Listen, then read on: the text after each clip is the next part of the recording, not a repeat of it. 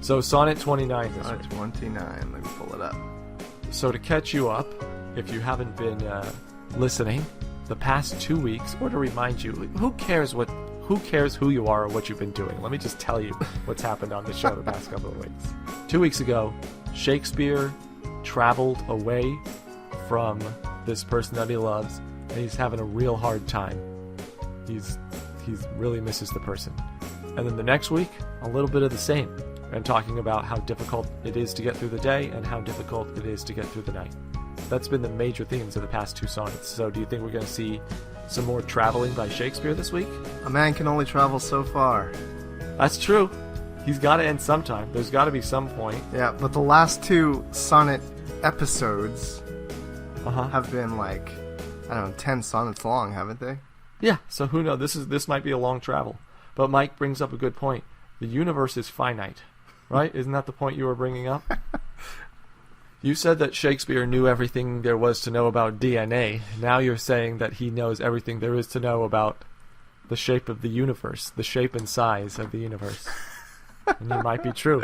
I mean, you might be right about that. Yeah, so, okay, would you call Shakespeare a genius? I don't like labeling people. I think that's offensive to call somebody a genius. How dare you? You're the smartest man I know. How dare you, sir? Yeah. So, I think maybe a little bit more travel. I hope there is a bit more travel because I really liked the last 2 sonnets. Yeah. They're very simple. They're explaining very simple ideas like missing somebody, but in such a complex and beautiful way. In a way that makes us work for it. And I think the simplicity of the subject helps us interpret these a little bit more accurately. Because some of his other subjects are they're a bit of a stretch. They're hard enough to wrap your head around. It's hard enough to wrap your head around the concept. Decoding the words is just an extra chore. Yeah. Whereas right now we're kind of in a groove with what the sonnets are about. So it's just making sense of the exact language. That's exactly it, yeah. All right, so that catches us up to where we are for Sonnet 29. I think that was a great recap. Way to lead us through that. Okay, now hear how Mike and Scott read a poem. Mike is about to read us Sonnet 29 by William Shakespeare. And I'm reading from Shakespeare's-sonnets.com, if you're following along. And I'm on Shakespeare-online.com. Alrighty. Sonnet 29. When in disgrace with fortune and men's eyes, I all alone beweep my outcast state, and trouble deaf heaven with my bootless cries, and look upon myself and curse my fate, wishing me like to one more rich in hope, featured like him with friends possessed, desiring this man's art and that man's scope, with what I most enjoy contented least. Yet in these thoughts myself almost despising, haply I think on thee, and then my state, like to the lark at break of day arising, from sullen earth sings hymns at heaven's gate.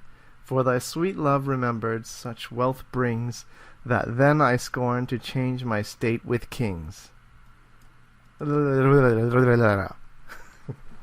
feel like it's a tongue twister. Yeah, that did some loop-de-loops in your mouth. And again, whenever I say that, I mean the royal you, not the royal you, the general you, one. That would definitely make loop-de-loops in one's mouth. And I've never described it like that before. Loop-de-loops in one's mouth. No, I like it. But I think that describes it pretty well. Yeah, it does. Is that should I try to copyright that? Yeah, you better check that it's not copyrighted already. Somebody may have already said that when a poem's hard to read, it makes loop-de-loops in your mouth. What if you looked it up and it was like Elton John copyrighted it in 1974? Yeah, I never used it. It's like, oh, look at this. It's true. You can't just copyright a phrase and never use it. Just nobody's allowed to say this. Like, hey, my grandpa copywrote the phrase, put it in the basket. So that's why you usually hear people be specific. Put it in the waste paper basket, or put it in the bread basket. He got a huge payday when what's the movie with Hannibal Lecter? Oh, Silence of the Lambs. Yeah, he got a huge payday when Silence of the Lambs came out. So he gets paid even for it puts the lotion in the basket? Oh, yeah. I mean, It's close enough to put it in the basket? Yeah, it's an obvious copy. Okay. It's So effective. anything that's close. So all the things that I was saying, like put it in the bread basket or put it in the waste paper basket, all those, the money would go to him too? No, because... Ooh, Yeah, because of the specificity of the basket. That's exactly what I meant. Yeah, or I was It has to be just a general basket. Mm-hmm. And you just have to be putting something in a general basket. Yeah, that's... Yeah. So sometimes they'll film a movie and they forget to change the phrase to put it in the bread basket or something. So it gets in the final cut, and then the lawyers are watching the movie and they're like, oh, shoot. This movie's going to be so much more expensive now because he said put it in the basket. All they hear is cha-ching signs. Yeah, that's why Avatar cost so much money. The computer effects were not that much. But they said put it in the basket a few times, like 6 times. That movie is like $1 billion. The best copywritten phrase of all time. That's why your grandpa's rich. Movies keep putting that phrase in. You'd think they'd learn at some point. All screenwriters should be taught 2 things. 1, your screenplay should be in 3 acts. 2, don't use the phrase put it in the basket. That's the second most important rule in screenwriting. So let's get back to business here. Do you have any first thoughts on this at all? Something about you are more important than having a fortune or being a king. Like I wouldn't want to trade places with a king if I have you. Something like that. I don't know. Change his state with kings. I thought maybe he was referring to like get in a king's better graces. The king's all thinks he's just a low life, good for nothing poet. But something has caused him to want to change his state with his status with the kings or something. All right. Let's break it down.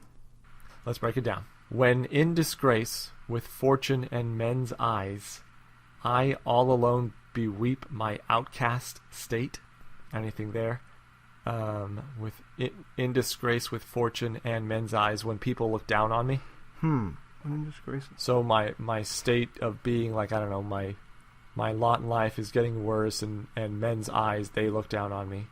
I all alone beweep my outcast state. Only there's nobody to cry for me. I don't know why I'm pulling a little bit of It's Lonely at the Top out of this. What do you think? All right, so maybe this is about Michael Jackson. Is that somebody who's lonely at the top? Yeah, absolutely. William Randolph Hearst. Is it Hearst Castle guy? That's from the movie Citizen Kane. Oh, okay. Mr. Burns is a classic example. Yeah. So you're saying it's Mr. Burns. I'm saying something has happened that's ruined this guy's life, and he's by himself, and he's crying for himself. And trouble deaf heaven with my bootless cries. I'm calling to the stars, but they won't answer me. I don't know why it's bootless. Just that's insult to injury. Now you don't even have boots. It's like my life is terrible. Nobody loves me, and I don't even have shoes. No shoes. All right, hold up. Bootless is ineffectual or useless. If people didn't love me anymore and my life was ruined, I'd still really want my shoes, though. Anyway, moving on. Yeah, so that the second line and that line go together. I alone beweep my outcast state and trouble the deaf heaven with my bootless cries. I mean, he's like scorning the gods. Yes. But it's completely useless. So it's like Captain Kirk saying "Khan." He's like screaming Khan into the sky, and he knows it's not going to do anything. It's not like it's going to hurt Khan's ears, and then he's going to crash his spaceship. Khan, indestructible or indefeatable Khan. Yeah, it's like, oh man, he's screaming so loud. He grabs his ears right into the planet, and Kurt's like, yeah, I did it. I screamed so loud that I got him. Okay. So that's what he's doing. He's yelling Khan. He's yelling Khan to the sky. With no boots on. No boots. And look upon myself and curse my fate, wishing me like to one more rich in hope. wishing Oh. me to one more rich in hope. I'm wishing that I were as one who has a better outlook on life. There you go. Okay. Featured like him with friends possessed, desiring this man's art and that man's scope. He's very envious in this poem. Yeah. Okay, so What's that's going a good on, man? that's a good point. What's he envious of, or and why is he all upset, right? Or maybe he's saying just, if I get to this point. Let's see. Maybe this whole thing is a big if. All right. Desiring this man's art and that man's scope with what I most enjoy, contented least. So they are rich in things that I have none. Could he possibly be talking about all these guys who have love and oh wait, kid, desiring this man's art and that man's scope. What's scope? This guy over here does something really well. I don't know if it's actually art like painting or if he's a great businessman or a great doctor. So I want to be able to do what this guy does, and that man's scope. I think let me simplify that. This man's art, just keep it to art, and that man's scope, that's depth of thinking. Okay, yeah, that's what I was kind of thinking. That was your depth of thinking? That was my scope. All right. With what I most enjoy, contented least. That seems like a word jumble to me, meaning something that I lack. Contented least. Content. Contempt means to be satisfied, right? Yeah. Or happy, or with what I enjoy. With what I most enjoy, contented least. So the thing that I want, I don't have. Yep. Pretty straightforward in that line. Yet in these thoughts, myself almost despising, I hate myself when I think these thoughts. Haply, I think on thee. Ah, here we are. There we go. It. Boom, we got there. Yeah. Okay, so I immediately seeing that, I think what he's upset at doesn't even matter, Who cares? right? He's just saying, I'm really pissed off, I'm upset, I'm angry, I'm screaming at the heavens. I'm dark. All of a sudden, happily. Happily is like happenstance, right? Okay, it happens. Or by chance, by luck. By chance, I think about you, and then my state, like to the lark at break of day arising from sullen earth, sings hymns at heaven's gate. Wow, that was a pretty big explosion. That's an awesome line. Nice, warm feelings. Yeah, that's a really good line. Like to the lark at break of day arising from sullen earth sings hymns at heaven's gate. This is going to be a terrible reference, but you know what I felt when we read those lines just now? What's I that? felt like the beginning of the Main Street Electrical Parade Why? What at did they do? Disneyland. When it just would go completely dark, Uh-huh. and then all of a sudden the music would start and the lights would start. Like the music would start first, and then the lights come out, and it's just crazy lights.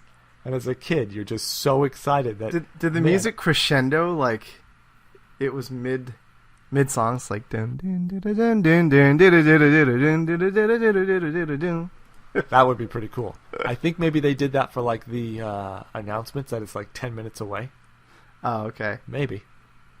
That's pretty rad. But no, I remember I had the song on like a cassette tape, so I could hear it many times. And then and then I saw it at Disneyland many times. But anyway, so it's completely dark, and then the lights start, and the music's bumping, and it's the most exciting thing in the world. So that's what I felt here.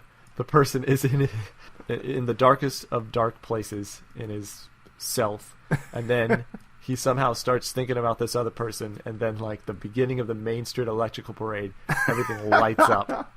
You put the whole entire sonnet in that like context for me. Just imagine you at Disneyland shouting at Khan, cursing Khan's name, and then the lights slowly start coming on then the lights go out. And then on this desolate planet, I have my own personal Main Street Electrical Parade. That's awesome. So, yeah, that's what I was feeling from those lines. But obviously, I don't, Shakespeare didn't see the Main Street Electrical Parade. So we're supposed to see his soul brighten up. The sun comes out, and it's like he's at the gates of heaven. For thy sweet love, remembered such wealth brings, that then I scorn to change my state with kings. I wouldn't want to be a king at this moment. I just want to be myself, because when I think of you, that is the sweetest thing that a human can taste.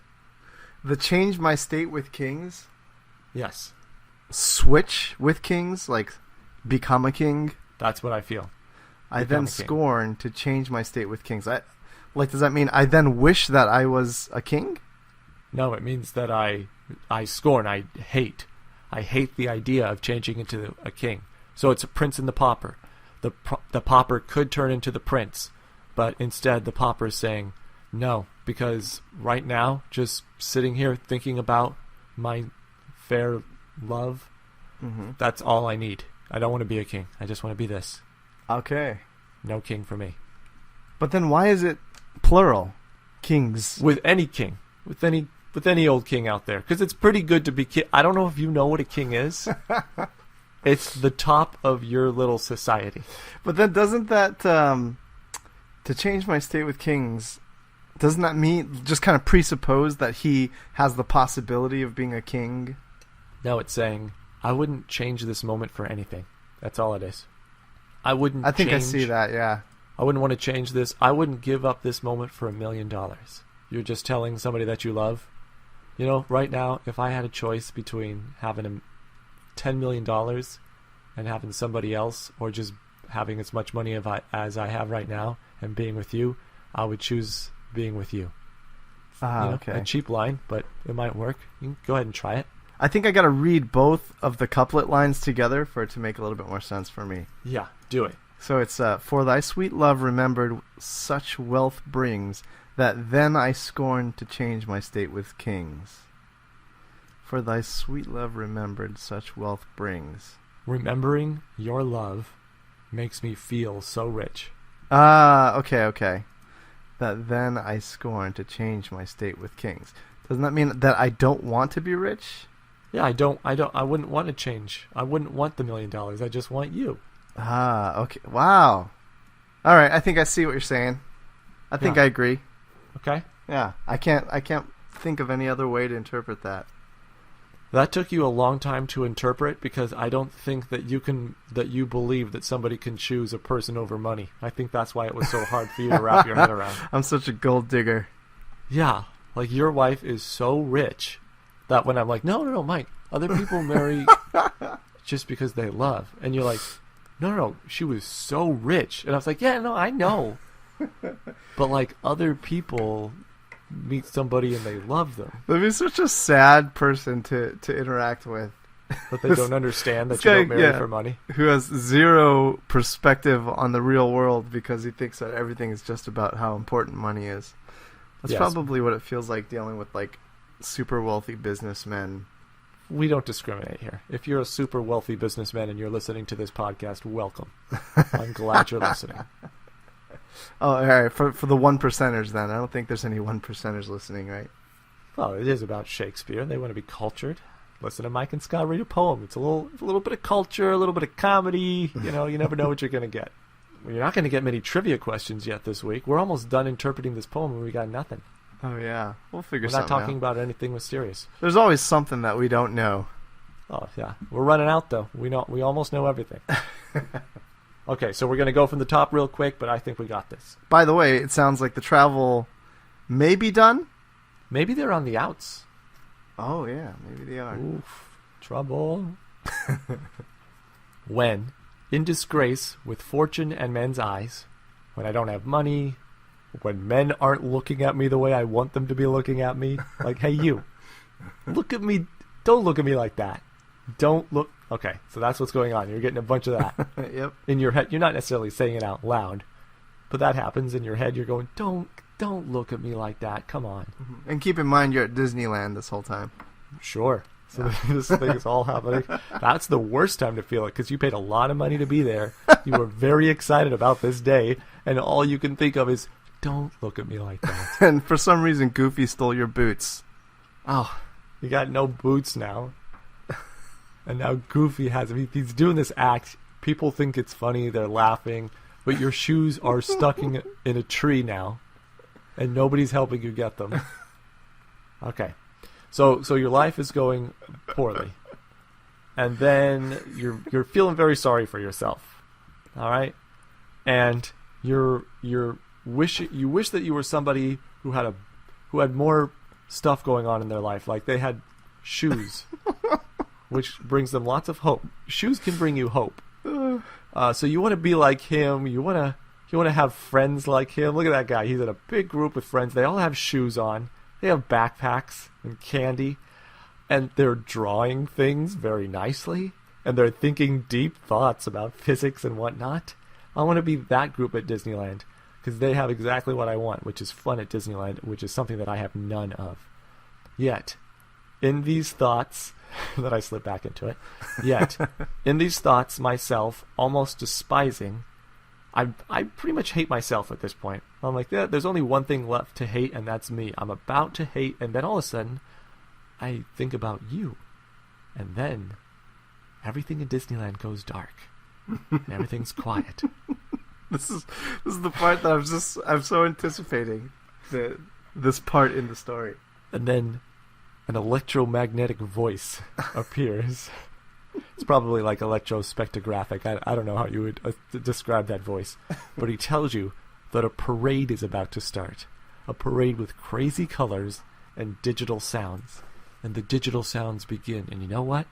It gets darker for just one moment somehow, and possibly you're in complete blackness. And then the lights begin. And the parade has started.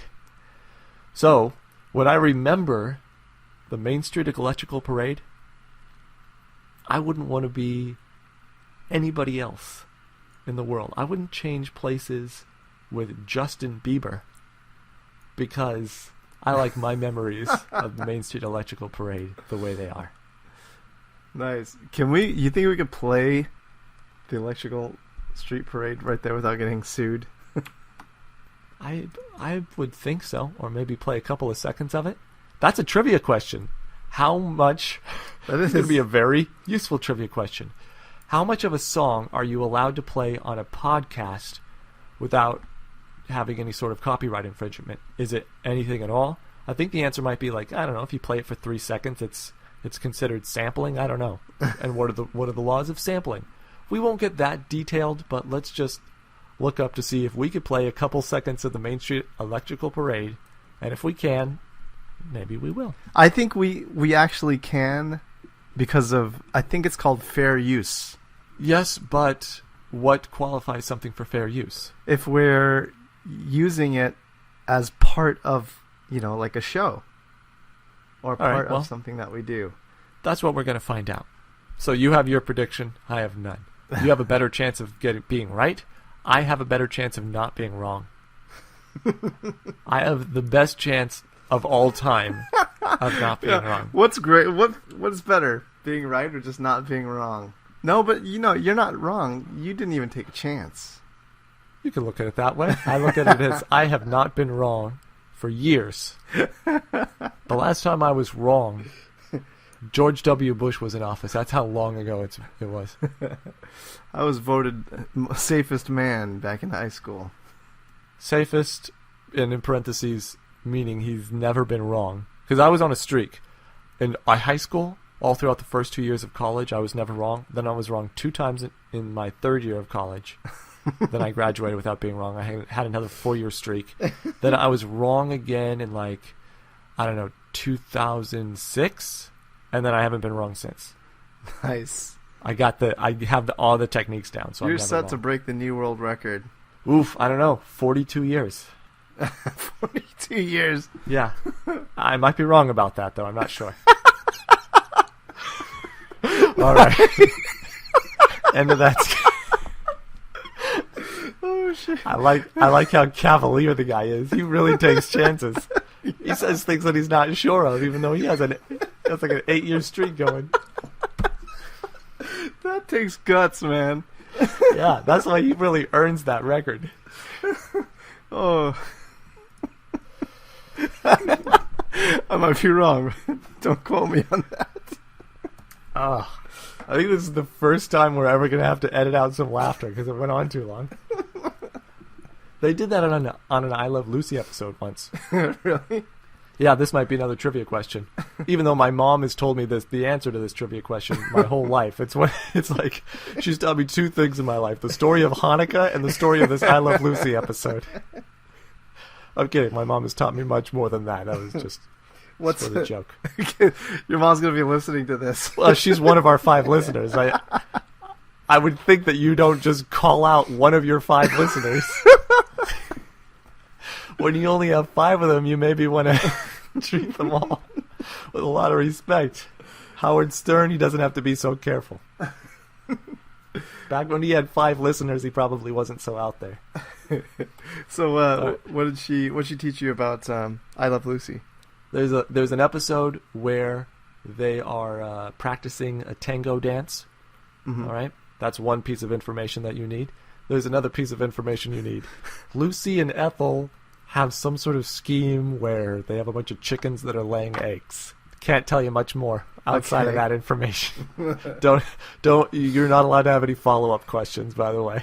So then there's a whole bunch of eggs all over the house, and they can't get rid of them somehow. So one thing that Lucy does is stuffs a bunch of eggs into her blouse. So now she has a bunch of eggs, and now Ricky comes home. Because she's trying to hide the eggs from Ricky, by the way. Did I point that out? Oh, no. Why Lucy and Ethel. Oh, well, Lucy, I guess I said no it's follow-up sort of questions. a scheme, right? Oh, yeah, I did say scheme. Yeah. So you never want to get caught in a scheme. That's one of the rules of a scheme. All right, so Lucy has eggs in her blouse. Ricky wants to practice the tango. He doesn't know she has eggs in her blouse. And you know in the tango how you have like spins and then they mash their chests together? Oh, yeah. Really close.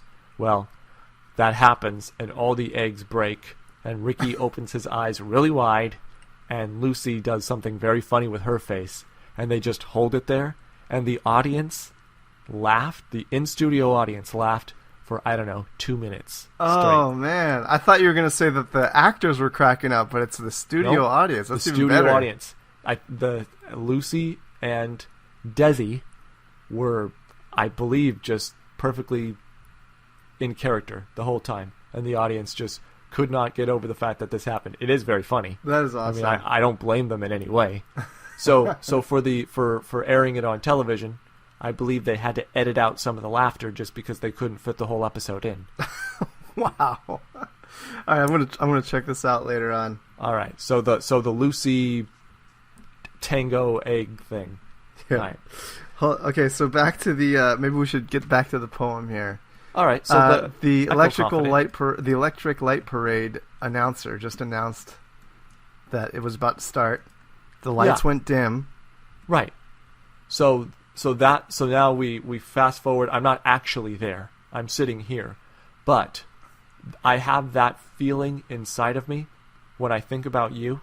I have that Main Street Electrical Parade feeling whenever I happen to think about you, that I wouldn't change who I am for anybody else. What's better than having a great memory and a great thought? When something beautiful pops into your head, who cares if you're not Mozart or Aristotle or Einstein or Steven Spielberg? Who cares that you're not one of these people? You are having this wonderful thought about the Main Street Electrical Parade. Why would you want to be anybody else? Beautifully put. It's about Shakespeare thinking about this other person, and that feeling is so great he wouldn't change lives with anybody. I really enjoy that line. I'll just read it one more time, but where he says, "Happily I think on thee, and then my state, like to the lark at break of day arising from sullen earth, sings hymns at heaven's gate." Lark is a type of bird, right? To the lark at... Yes, I'm going to go with that. It's a singing bird. From sullen earth sings hymns at heaven's gate. That's just such a nice line. That, my soul sings like a bird. It's the feeling of going from depressed to happy. Yeah, you're right. You were right. Like, originally you were saying that it was just such a huge switch in emotion or shift in emotion or something. Because it is. It just goes from such dark, terrible times to, like, such happy, bright things. I feel like depressed to happy is not correct. It should be sad to happy. Because you're, that's a complicated issue. So we'll just say, don't get me started on depression. yeah. Yeah, I don't know if it's really about that. I think it's about more a guy that's feeling blue because of a situation. And hopeless, pretty much. Yeah. Yeah, it could just be all about if it's strictly about thinking about another person, then it's a little different than just being depressed about everything. So do you think it is he's just sad because he's not with the fair youth, or do you think it's deeper than that? Yeah, you're right. So that gets back to our original question on why exactly is he in such a bad way, right now? Yeah. That's why I think it almost doesn't matter. Maybe it's just when I'm in these terrible times, and by happenstance, you pop into my mind and make everything blue and great. Yeah, you're right. I don't need to know too much. This is something that you say to people that you love. You say to them, "Hey, I was having a bad day the other day, and then I thought about you, and that's all I needed, and then all of a sudden I was having a good day." Yep. You say that to somebody, and they're gonna have a good day. Hopefully more than a good day, maybe a good week. Yeah, hopefully that buys you a week. And then like 3 days later, if they're in a bad mood, then you're like, "Hey, I said that thing 3 days ago. That was supposed to buy me a week. What's going on here? What's going on? I thought we were very clear about the exchange rate." You broke the exchange rate policy. I'm very upset about that. All right. Let's do some research. Let's do some research. Correct we got on this. We got there. I feel pretty strong. What do you feel? I feel strong. Let's go. You look strong. Go Mike and Scott. No, I'm going to edit that out. So we'll be back to tell you the answer on Mike and Scott Read a Poem.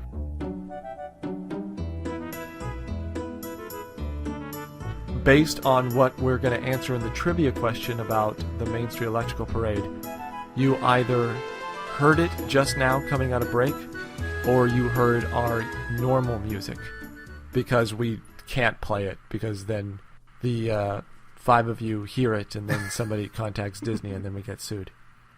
So, welcome back, whatever music you were listening to, because at this point, that's called dramatic irony, because we really don't know, because we haven't looked that up yet, but the audience listening to this, they will know at this point what the answer to the trivia question is. So later, when we look it up, they're going to be saying, they're going to find out that it is legal to play it. Or no, they're going to find out that it's not. But we don't know at this point. Okay, what did you give us? What grade do you give us before we begin? A-. I'm going to give us an A, because I think it can be shown that all the little things that we weren't able to get are things that the experts are not able to get because they're not in the poem. There's not enough information. Right, yeah.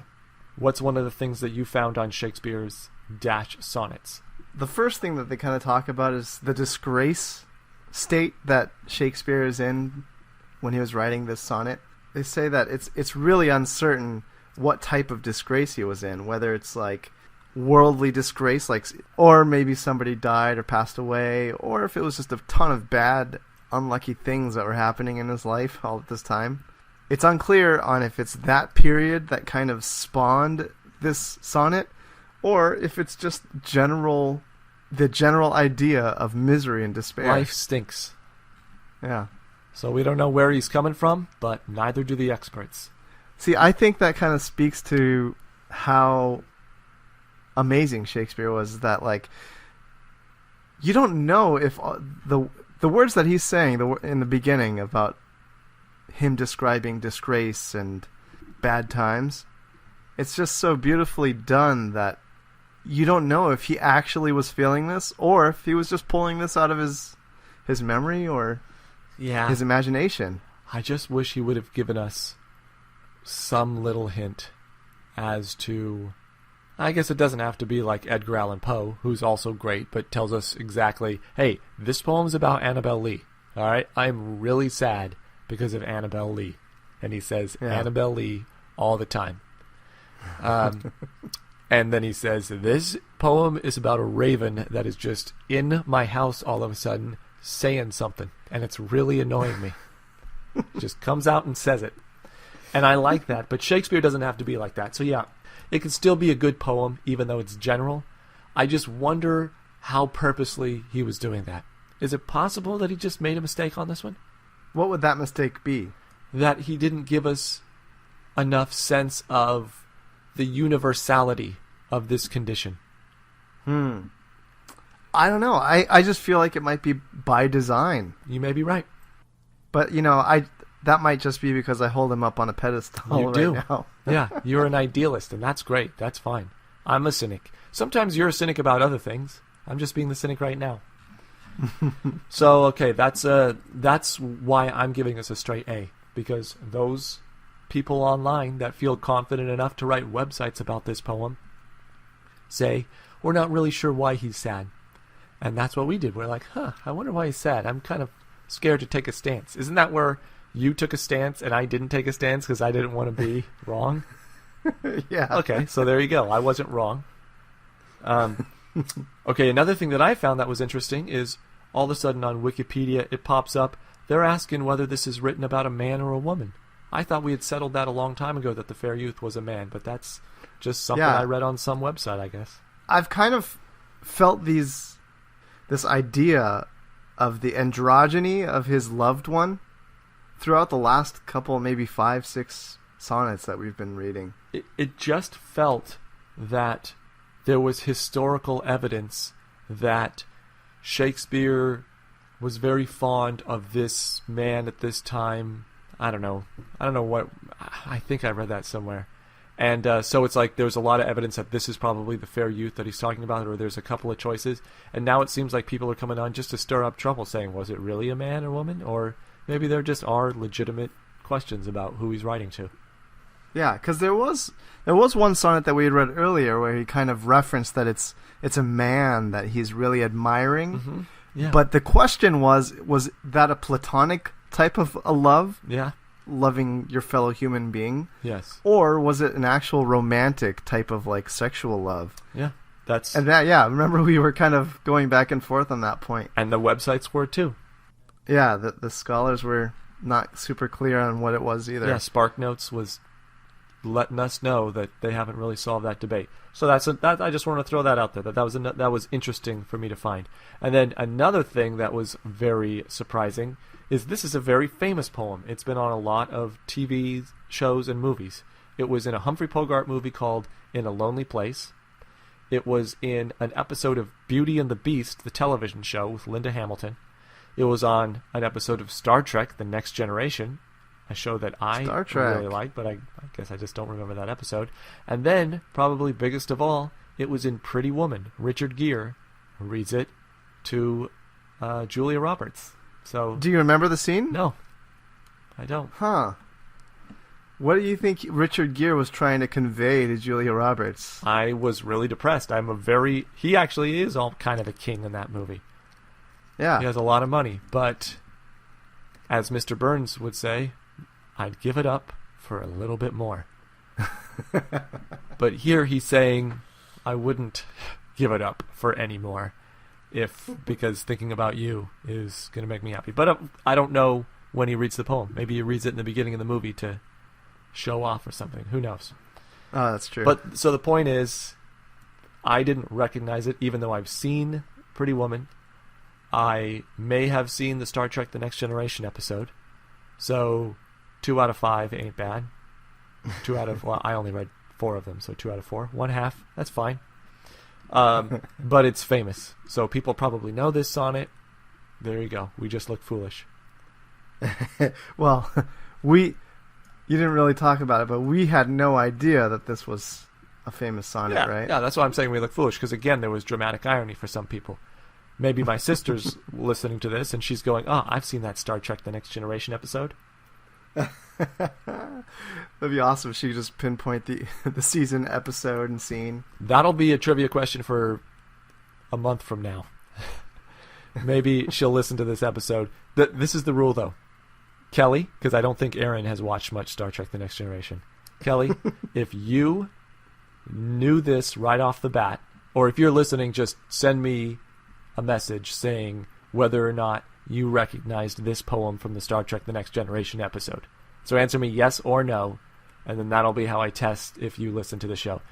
Just send him a text. Nobody message her Okay, I'm talking to you, Mom. I'm doing a lot of just directly talking to my family on this episode. So yeah, very famous sonnet. We didn't know it. What do you think of the sonnet? I got excited by it. Yeah. Because it is a great feeling, being in the dumps, and then rising above it. I'm confused because I don't know exactly where he's coming from. I could be interpreting it in a way that he didn't mean it to be interpreted, like the Police song. Is it every move you take, every breath you break, every breath you take? What is it? Every move you make, every breath you take, I'll be watching you. It's about a stalker, Yep. right? Mm-hmm. And some people think it's a love song. So maybe we're reading this poem going, that's lovely when you think about a person, and then Shakespeare's like, no, you're getting it all wrong. Yeah. I was a stalker. Yeah. I agree. I think it's a really beautiful poem. These last ones have just been spot on for me because I think the imagery that it brings up with the contrast between despair and disgrace, Mm-hmm.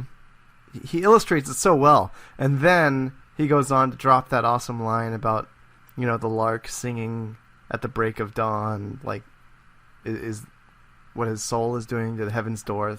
It's uplifting. awesome. It's great. It feels good. Yeah. Feels real good. And wait, we were going to read one line here from Shakespeare's-sonnets.com.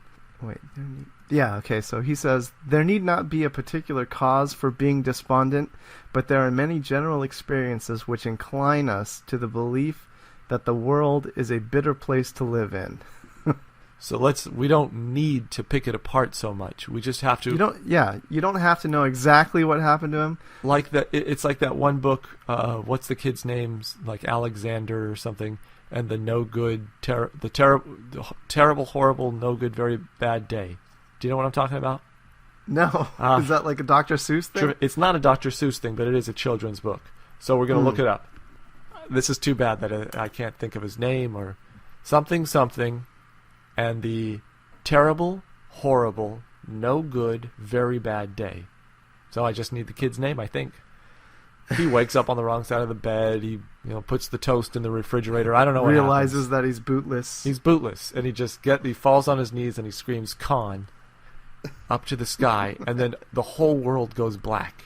And when the lights come back on, he's in Disneyland and he's watching the Main Street Electrical Parade. It's a trippy book. Okay, so we're going to look that up. We're going to look up Terrible, Horrible, No Good, Very Bad Day. We're going to look up I Love Lucy for the trivia question. We're going to look up the copyright to when you could use a song. And if we are allowed to, we're going to use the Main Street Electrical Parade for the last break. Okay, that's the trivia questions. But did I just take over some analysis that we were doing? Nope, that's good. Okay, so we're done. So, all right, so are you ready to go look up these trivia questions? Yep, let's do it. All right. Do you want to say something funnier than "okay, let's do it" to lead us into it? Let's throw it in the basket. Oh, Mike! I'm Mike and Scott. Read a poem.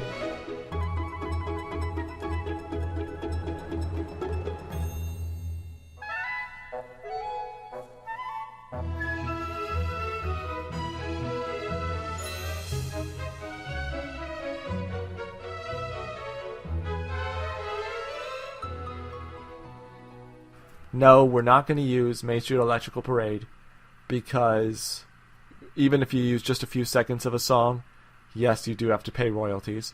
Secondly, we found this website that has a song that's like the Main Street Electrical Parade, and it sounds like it would be. By the way, it's called Disney's Electrical Parade now, because they sometimes play it at California Adventure, or they only play it at California Adventure. Maybe they don't at all now. So we can't even use a few seconds of it without paying royalties. So there's a website that has music that's very similar to it, but we'd have to ask permission from the guy, and, it's a whole hoopla. You probably just heard the regular music coming in out of the break. Okay, so that's the answer to that one. So we are back. Wait. I didn't know we made a decision to not use it. I guess I really jumped the gun there. So you want to use the Main Street Electrical Parade. So there's still suspense. No, not the Main Street Electrical Parade. I'm talking about the guy that Yeah, that's what I'm talking about. The fake Main Street Electrical Parade. Yeah. So you want to use it. Yeah, let's use it. So at this point, we still don't know. We won't know. Maybe not even by next episode will we know. Because next episode we will record before we air this episode. So that's the law. I looked up Alexander. It is Alexander and the Terrible, Horrible, No Good, Very Bad Day. It was written by, I'm not going to know how to pronounce this name. Judith? Is it Judith? No, I'm kidding. It's her last name. That's hard. Judith Virost. So it's I was just going to say, is it a German person? R-S-T. So it's German, right? Okay, I don't know how to pronounce German words. Okay, so that's Alexander. I Love Lucy, Mike. Are you ready to find out the stats on I Love Lucy? Yes. The laugh lasted. I want you to guess. How long do you think the laugh is going to last? All right, so it had to be long enough for them to have to edit it down to fit in their time slot, right? Uh-huh. So I honestly feel like it might be very small. Like I'll say maybe the laughter lasted for 1 minute and 30 seconds. 1 minute and 30 seconds. Yeah. All right. That's a long time for an audience to be laughing. So 90 seconds? A minute 30? Yep. 90 seconds? Okay. Mm-hmm. The correct answer. Oh, and then what would you guess how much they cut out? I'll guess that they only put in 10 seconds. If you want me to do the math. Okay, so they cut 80 seconds. Yeah. Thanks a lot. X plus 1 Gotta equals keep you on your 90. toes here. All right. Here's the answer. The laughter lasted 65 seconds. So you were right to guess low. That's good. Okay. 65 seconds is a long time. For Straight a laughter. Studio audience to be laughing. Your stomach's got to hurt after that, but it's got to feel good. Yeah. All right. And here's the scientific answer I got I looked on many websites. Here's the scientific answer I got for how much they cut. About half of it. Scientific indeed. Yeah, give it to me in milliseconds. Like, it's not that hard. So I guess I could have gone and found the episode on Hulu and clocked it, but I didn't. All right, so we looked up if we could use the electrical parade. No. We looked up Alexander and the Terrible, Horrible, No Good, Very Bad Day. Yes. Mm-hmm. Then we looked up I Love Lucy, 65, or half of it. We did it. We analyzed Shakespeare's Sonnet 29. A very famous sonnet. You know, it's a lot of work doing this podcast sometimes. And, sometimes we have trivia questions that, don't turn out the way we want it to. And sometimes it's hard to interpret the sonnet. And I don't know, sometimes I just feel like I don't want to do this show anymore. I just get kind of... No, I just get kind of down. And I just... No, Scott, no. No, I just don't have fun, It just doesn't... you know what then happens, though? I forget. It's not Scott reads a poem. It's Mike and Scott read a poem. I start to think about you. And all of a sudden, this podcast is bright. And it has digital sounds. I'm not sure which digital sounds, but it has digital sounds. Unlicensed digital sounds. I wouldn't change places with anybody. I want to be me. I want to be Scott in Mike and Scott Read a Poem. That's fair use, baby. Oh, that's another catchphrase that we can't use. Oh, shoot, that's fair use, baby. Our lawyers told us not to say it. You shouldn't tell us these things. Then it gets stuck in my head. The phrase, that's fair use, baby, does not fall under fair use. I should have known that one. Dang it. Okay, well, we're going to have to raise a lot of money. Hopefully we could do it. So donate now to Mike and Scott Read a Poem.